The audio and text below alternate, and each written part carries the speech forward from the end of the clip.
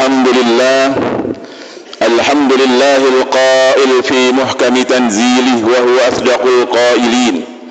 أعوذ بالله من الشيطان الرجيم. بسم الله الرحمن الرحيم. سبحان الذي أسرى بعبده ليلا من المسجد الحرام إلى المسجد الأقصى الذي باركنا حوله لنريه من آياتنا إنه هو السميع البصير. أشهد أن لا إله إلا الله وحده لا شريك له وأشهد أن سيدنا محمدا عبده ورسوله لا نبي بعده. اللهم صل على سيدنا محمد وعلى آله وصحبه أجمعين. أما بعد فيا عباد الله أوصيكم وإياي بتقوى الله وطاعته لعلكم تفلحون. Ma'asyiral muslimin rahimakumullah, sebelum khatib melanjutkan khutbah pada siang hari ini, khatib berwasiat bagi dari khatib pribadi dan hadirin sekalian, marilah kita tingkatkan ketakwaan kita kepada Allah Subhanahu wa taala. Takwa dalam artian kita jalankan semua perintah Allah dengan sungguh-sungguh dan kita jauhi semua yang Allah larang. Bukan hanya yang diharamkan, akan tetapi semua yang dibenci oleh Allah, yang haram, yang makruh hukumnya dalam fikih, yang makruh hukumnya dalam ibadah, maka sebagai orang yang bertakwa dan beriman kepada Allah, mari kita jauhi sejauh-jauhnya. Ma'asyiral muslimin rahimakumullah, satu tempat yang paling dicintai di sisi Allah Subhanahu wa taala adalah masjid. Di dalam hadisnya baginda Rasulullah sallallahu alaihi wasallam, beliau bersabda, "Ahabbul bilad ilallahi masajiduha." Tempat yang paling dicintai oleh Allah Subhanahu wa taala di sisi Allah ialah masjid-masjidnya. Masjid begitu istimewa. Bahkan di dalam Isra dan Mi'rajnya baginda Rasulullah sallallahu alaihi wasallam ada dua masjid yang disebut, dan masjid itu disebut sebagai tempat yang penuh dengan keberkahan. Allah Subhanahu wa taala berfirman, "A'udzu billahi minasyaitonir rajim. Bismillahirrahmanirrahim. Subhanalladzi asra bi'abdihi lailan minal masjidil haram ilal masjidil aqsa alladzi barakna haulahu linuriyahu min ayatina innahu huwas sami'ul basir." Maha suci Allah yang telah memperjalankan hambanya dari Masjidil Haram ke Masjidil Aqsa. Ada dua masjid yang disebut. Alladzi barakna haulahu, ialah yang kami berikan keberkahan di sekitarnya. Linuriyahu min ayatina, akan kami tunjukkan kepada mereka tanda-tanda kekuasaan kami. Jadi masjid itu Masjidil Haram dan Masjidil Aqsa ialah masjid yang diberikan keberkahan oleh Allah Subhanahu wa taala. Bukan hanya Masjidil Haram dan Masjidil Aqsa, akan tetapi seluruh tempat di mana masjid itu berada, di mana ibadah ditegakkan, di mana azan dikumandangkan, tentunya akan diberikan keberkahan oleh Allah Subhanahu wa taala. Di dalam hadis, di dalam Al-Qur'anul Karim, Allah Subhanahu wa taala berfirman, "A'udzu billahi minasyaitonir rajim. Bismillahirrahmanirrahim. Innama ya'muru masajidallahi man amana billahi wal yawmil akhir wa aqama as-salah wa ata az-zakah wa lam yakhsha illa Allah fa'asa ulaika ay yakunu minal muhtadin." Sesungguhnya yang memakmurkan masjid Allah hanyalah orang-orang yang beriman kepada Allah dan hari akhir, serta tetap menegakkan salat, menunaikan zakat, dan tidak takut kecuali hanya kepada Allah, maka mudah-mudahan mereka termasuk orang yang mendapatkan petunjuk. Orang-orang yang memakmurkan masjid Allah, orang-orang yang mencoba istiqomah ibadah di masjid, melaksanakan aktivitas ibadahnya di masjid, salatnya di masjid, insya Allah ialah orang-orang yang berusaha mencari hidayah, mendapatkan hidayah dari Allah Subhanahu wa ta'ala. Ulaika ayyakunu minal muhtadin. Ma'asyiral muslimin rahimakumullah, orang-orang yang senang berada di masjid akan mendapatkan kebahagiaan dari Allah Subhanahu wa ta'ala, yaitu mendapatkan naungan Allah pada hari kiamat. Di dalam hadisnya, baginda Rasulullah sallallahu alaihi wasallam beliau bersabda, sab'atun yudhilluhumullahu fi dhillati yawman la dhilla illa dhilluh, al-imamul adil, wa syabun nasha'a fi ibadati rabbih, wa rajulun qalbuhu mu'allakun fil masajid. Ada 7 golongan manusia yang akan mendapatkan naungan Allah pada hari yang tidak ada naungan kecuali naungannya. Pemimpin yang adil, seorang pemuda yang menyibukkan dirinya dengan ibadah kepada Rabb-Nya, dan seorang laki-laki yang hatinya terpaut dengan masjid. Keberadaan masjid dalam lingkungan sangat penting. Masjid harus menjadi simbol keberkahan buat suatu masyarakat. Karena itu masjid tidak boleh elitis. Karena itu masjid tidak boleh tertutup dari masyarakat. Masjid harus terbuka untuk masyarakat sekitarnya. Terbuka dalam artian sebagai tempatnya, dan juga terbuka untuk menerima masukan-masukan, keinginan masyarakat yang ada di sekitar lingkungannya. Allazi barakna haulahu linuriyahu min ayatina. Lalu bagaimana kita bisa menjadikan masjid sebagai benteng-benteng keberkahan umat Islam? Masjid banyak di Indonesia, masjid banyak di Jakarta, akan tetapi bagaimana masjid-masjid yang ada ini menjadi benteng keberkahan buat umat? Bagaimana cara kita menjadikan masjid sebagai benteng keberkahan? Yang pertama, sebagai orang yang ingin mendapatkan hidayah dari Allah Subhanahu wa ta'ala, kita jadikan masjid sebagai tempat ibadah kita. Baginda Rasulullah sallallahu alaihi wasallam beliau bersabda, salatul jama'ati tafdulu salatal fardhi bi 27 darajah. Salat berjamaah itu lebih baik 27 kali lipat daripada salat bersendiri. Hadis riwayat Al-Bukhari dan Muslim dan dari Ibnu Umar. Ma'asyiral muslimin rahimakumullah. Bahkan orang yang senantiasa terikat hatinya dengan masjid, kata baginda Rasul, kalau orang itu senantiasa terikat hatinya dengan masjid, memikirkan kemakmuran masjid, senantiasa berusaha sholat berjamaah di masjid, maka fashhadu, kata baginda Rasul, maka saksikanlah lahu bil iman, saksikanlah ia dengan keimanan. Ma'asyiral muslimin rahimakumullah. Di dalam hadisnya, baginda Rasulullah sallallahu alaihi wasallam menggambarkan bagaimana keberkahan masjid.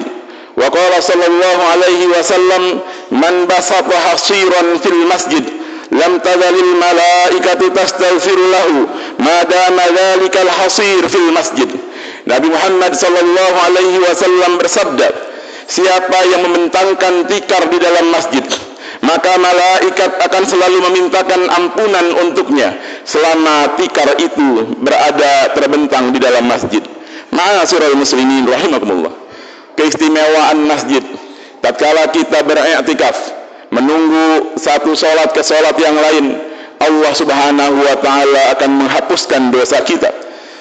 Di dalam hadisnya baginda Rasulullah sallallahu alaihi wasallam beliau bersabda, tidakkah kamu mau aku tunjukkan apa yang dengannya Allah menghapus dosa-dosa dan mengangkat derajat, menyempurnakan wudu dalam keadaan yang berat, memperbanyak langkah ke masjid, dan menanti sholat setelah sholat. Itulah penjagaan sesungguhnya. Itulah penjagaan sesungguhnya. Ma'asyiral muslimin rahimakumullah. Akan tetapi jangan hanya kita menjadikan masjid sebagai tempat ritual saja. Akan tetapi masjid itu kosong, tidak ada isinya, tidak ada manfaatnya. Sebaik-baik manusia, kata baginda Rasulullah sallallahu alaihi wasallam, ialah yang paling baik akhlaknya dan paling bermanfaat bagi manusia. Masjid yang kita bangun, masjid yang kita makmurkan, Kalau mau menjadi berkah, harus memberikan manfaat bagi masyarakat sekitar. Harus memberikan manfaat bagi masyarakat sekitar. Di dalam hadisnya baginda Rasulullah sallallahu alaihi wasallam, al-masjidu baitun kullu mu'min. Yang namanya masjid itu ialah rumah buat setiap mukmin. Kita jadikan masjid kita sebagai tempat yang nyaman. Kalau orang sudah merasa nyaman, pasti akan betah di masjid, mendengarkan kajian demi kajian, melaksanakan ibadah demi ibadah, zikir demi zikir, hatinya sudah senang dengan masjid. Begitupun juga dengan anak-anak kita. Kita jaga anak-anak kita agar hatinya senang berada di masjid. Jangan sampai pengurus DKM memasang muka galak terhadap anak-anak, sehingga anak-anak kadang merasa takut untuk datang ke masjid. Ketika mereka datang ke masjid, kita jaga mereka, kita beritahukan mereka agar tidak mengganggu yang sedang beribadah. Begitu lebih baik. Akan tetapi masih banyak di antara kaum muslimin yang salah kaprah, yang karena merasa terganggu dengan suara anak-anak, merasa terganggu dengan bisingnya suara anak-anak, sehingga akhirnya anak-anak dilarang masuk ke dalam masjid, diomelin ketika datang ke masjid, dibentak ketika mereka melanggar sesuatu di masjid. Ma'asyiral muslimin rahimakumullah, kita jaga agar semua kalangan, semua elemen yang berada di sekitar masjid, tetangga masjid, merasa masjid ini adalah sebagai rumah mereka, tempat yang nyaman untuk beribadah kepada Allah Subhanahu wa ta'ala. Dan masjid kita jadikan juga ladang, sarana untuk membina umat. Apalagi di tengah ghazwul fikri, perang pemikiran, betapa berat sekarang dunia pendidikan juga semakin berat. Pendidikan terhadap anak-anak kita terlalu banyak rintangan, terlalu banyak godaan. Maka masjid harus menjadi benteng untuk pembinaan anak-anak kita. Senang rasanya melihat ada kegiatan pengajian anak-anak di masjid. Biar mereka berada di masjid, walaupun mungkin berisik, kurang tertib, akan tetapi mereka berada di tempat yang benar, di tempat yang tepat. Apalagi sekarang godaan teknologi, gadget melanda anak-anak muda kita, melanda anak-anak kita. Guru mereka sehari-hari sekarang bukanlah guru di sekolah atau bukanlah kita, akan tetapi guru mereka adalah gadget dan sosial media. Dengan adanya masjid, mereka datang ke masjid, senang berada di masjid. Kita ramah terhadap anak-anak kita jaga mereka. Kita jaga mereka agar mereka bisa menjadi pemuda yang berakhlak mulia. Bukankah baginda Rasulullah sallallahu alaihi wasallam beliau bersabda, "Innama bu'itsu liutammima makarimal akhlak." Sesungguhnya aku hanyalah diutus untuk menyempurnakan akhlak yang mulia. Masjid kita jadikan tempat menuntut ilmu. Biar orang senang ke masjid, mencari ilmu di jalan Allah Subhanahu wa ta'ala.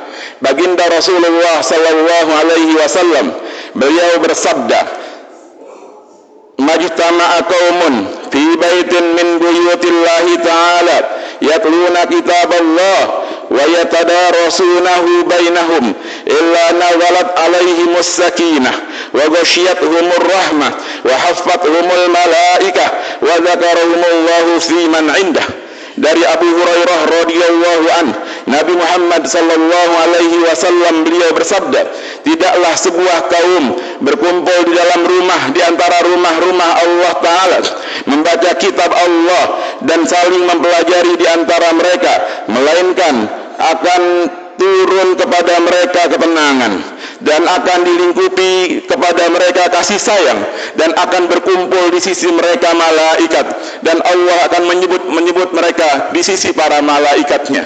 Ma'asyiral muslimin rahimakumullah.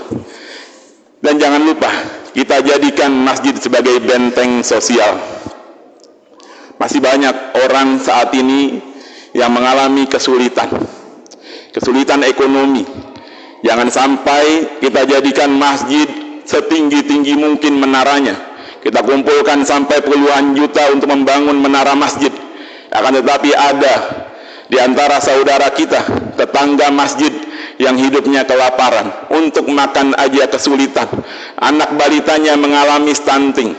Karena itu peranan masjid begitu penting, menjadi tangan penyambung dari para muzaki, dari para dermawan, dari para jamaah yang akan berbagi terhadap lingkungan sekitarnya. Kata baginda Rasulullah sallallahu alaihi wasallam, "Ma amana bi man bata syab'anan wa jaruhu ja'iun." Tidak beriman kepadaku, kata baginda Rasul, tidak beriman kepadaku man bata syab'anan, orang yang tidur dalam keadaan kenyang, wajaruhu ja'iun, dan tetangganya kelaparan. Masjid kita, Masjid Al-Ikhlas, ini juga menghimpun dana untuk diberikan kepada yang berhak. Mari kita support semua program yang ada di masjid kita agar bisa memberikan manfaat lebih kepada lingkungan yang sekitarnya. Bukan hanya fisik masjid yang kita bangun, bukan hanya menara yang kita tinggikan, bukan hanya keramik yang kita perbaiki, akan tetapi kita perbaiki lingkungan sosial kita, mulai dari masjid, minimal mulai dari masjid kita, Masjid Al-Ikhlas. Mudah-mudahan Allah subhanahu wa ta'ala menjadikan kita hamba-hambanya yang senantiasa terpaut hati kita dengan masjidnya Allah subhanahu wa ta'ala. Kita mendapatkan ampunan, kita bisa ngaji di masjid, dan juga kita bisa peduli terhadap lingkungan melalui masjid-masjid tempat kita berada. Barakallahu li wa lakum fil Qur'anil Karim, wa nafa'ani wa iyyakum bima fihi minal ayati wal dzikril hakim. Aqulu qawli hadza astaghfirullahal azim li wa lakum wa lisairil muslimina wal muslimat wal mu'minina wal mu'minat al ahya'i minhum wal amwat fastaghfiruh innahu huwal ghafurur rahim.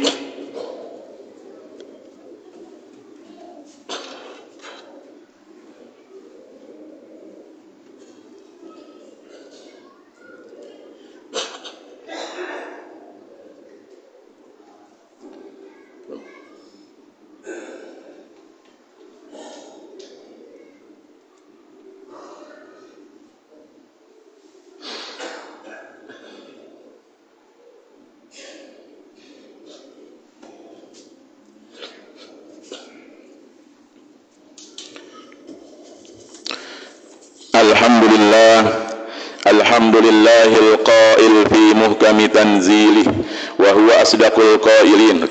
أعوذ بالله من الشيطان الرجيم. بسم الله الرحمن الرحيم.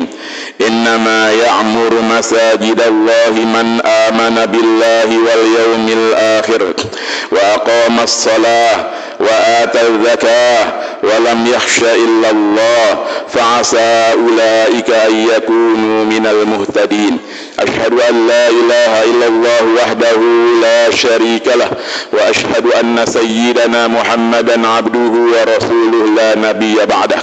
اللهم صل على سيدنا محمد وعلى آله وصحبه أجمعين. أما بعد فيا عباد الله أوصيكم وإياي بتقوى الله وطاعته لعلكم تفلحون.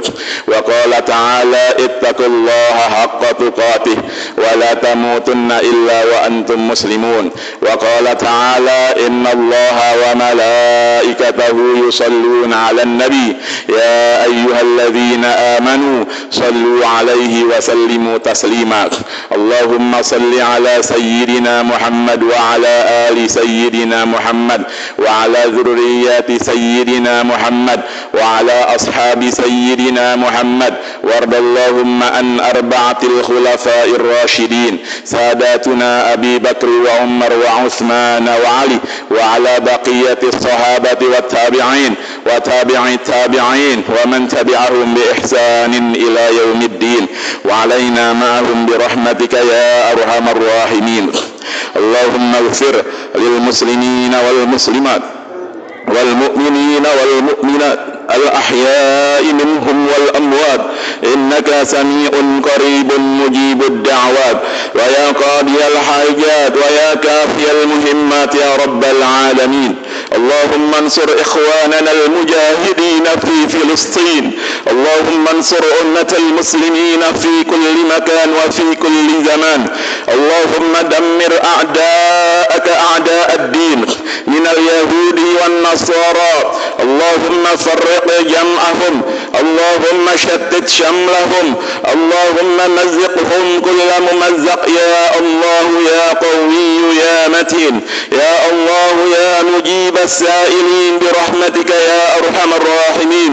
ربنا اغفر لنا ولوالدينا وارحمهم كما ربونا صغارا. اللهم اجعلنا وذرياتنا من عبادك الصالحين من مقيمين الصلاة.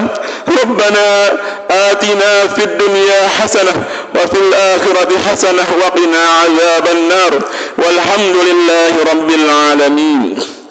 عباد الله، إن الله يأمركم بالعدل والإحسان وإيتاء ذي القربى وينهى عن الفحشاء والمنكر والبغي يعظكم لعلكم تذكرون. فلذكر الله أكبر. أقم الصلاة.